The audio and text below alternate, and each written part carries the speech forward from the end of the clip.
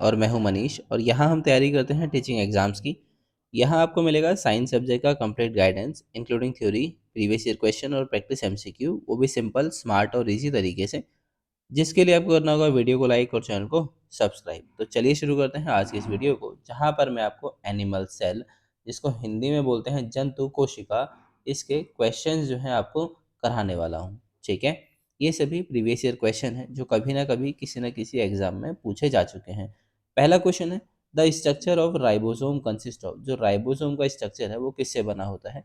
DNA and protein, RNA and protein, RNA and amino acid, या RNA and DNA.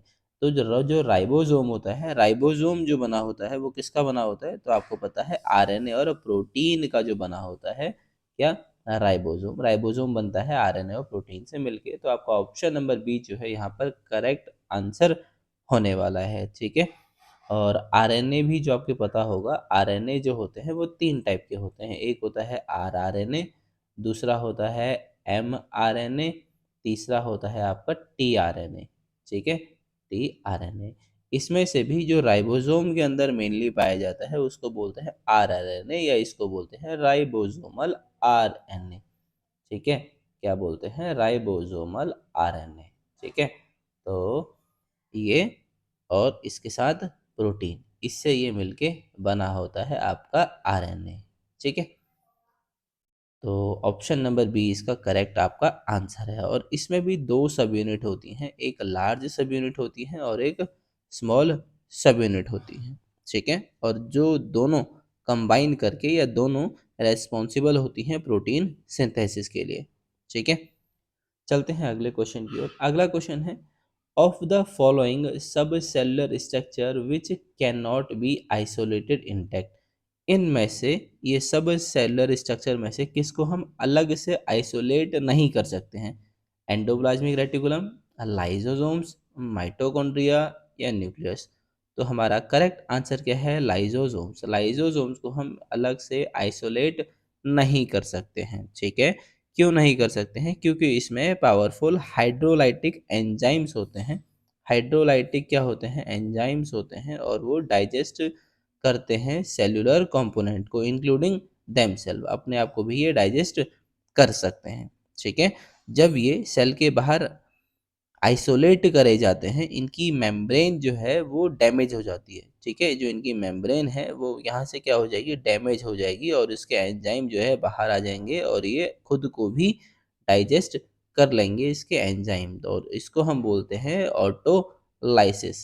Autolysis इस प्रक्रिया को हम बोलते हैं, जिसके कारण ये इनको हम अलग से आइसोलेट नहीं कर सकते हैं। ठीक है, तो ऑप्शन नंबर बी था इस क्वेश्चन का करेक्ट आंसर। चलते हैं अगले क्वेश्चन की ओर। अगला क्वेश्चन है, lysosome is found in. Lysozyme is found in. Lysozyme क्या है? ये बेसिकली एक एंजाइम है। ये एंजाइम कहाँ पर पाया जाता है, हमसे ये पूछा गया है। आपके ऑप्शन है टीयर, स्वेट, सलाइवा। टीयर का मतलब आंसू, स्वेट का मतलब पसीना, सलाइव का मतलब लार, या ऑल ऑफ दीज। तो लाइसोजाइम जो एंजाइम है वो इन तीनों में पाया जाता है, इसलिए आपका ऑप्शन होगा option number D, all of the above. ठीक है, और ये बॉडी के सीक्रेशन जो म्यूकस होता है कभी कभी उसमें भी पाया जाता है। लाइसोजोम क्या होता है? ये एक एंटी बैक्टीरियल एंजाइम होता है। एंटी बैक्टीरियल एंजाइम होता है लाइसोजाइम, जो कि टीयर, स्वेट और सलाइवा में पाया जाता है। ये हमारी बॉडी का डिफेंस नेचुरल सिस्टम है। ठीक है, डिफेंस नेचुरल सिस्टम का ये पार्ट होता है हमारी बॉडी का। ये हेल्प करता है बैक्टीरिया को हमारी बॉडी में आने से। ठीक है, उनकी सेल वॉल को ये ब्रेक करता है। बैक्टीरिया की जो सेल वॉल होती है उसको ये ब्रेक करता है, जिसके कारण बैक्टीरिया हमारी बॉडी में एंटर नहीं कर पाता है। ठीक है, बैक्टीरिया की सेल वॉल को ये डैमेज करता है। तो ऑप्शन नंबर डी था इस क्वेश्चन का करेक्ट आंसर। चलते हैं अगले क्वेश्चन की और। अगला क्वेश्चन है, the covering membrane of the vacuole is known as. Vacuole, मान लो ये वैक्यूल है, इसकी जो कवरिंग मेम्ब्रेन होती है बाहर वाली, इसको हम क्या बोलते हैं? तो इसको बोलते हैं टोनोप्लास्ट। ठीक है, क्या बोलते हैं? Tonoplast. The covering membrane of vacuole is known as tonoplast.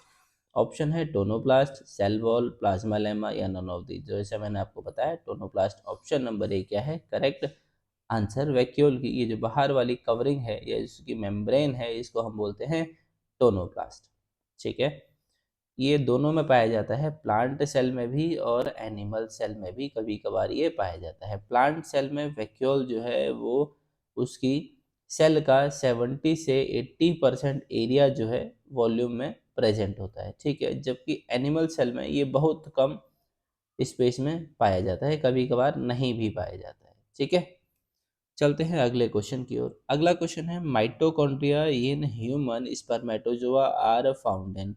Mitochondria human के स्पर्म में कहाँ पर पाया जाता है? न्यूक्लियस में, एक्रोसोम में, मिडल पीस में या टेल में?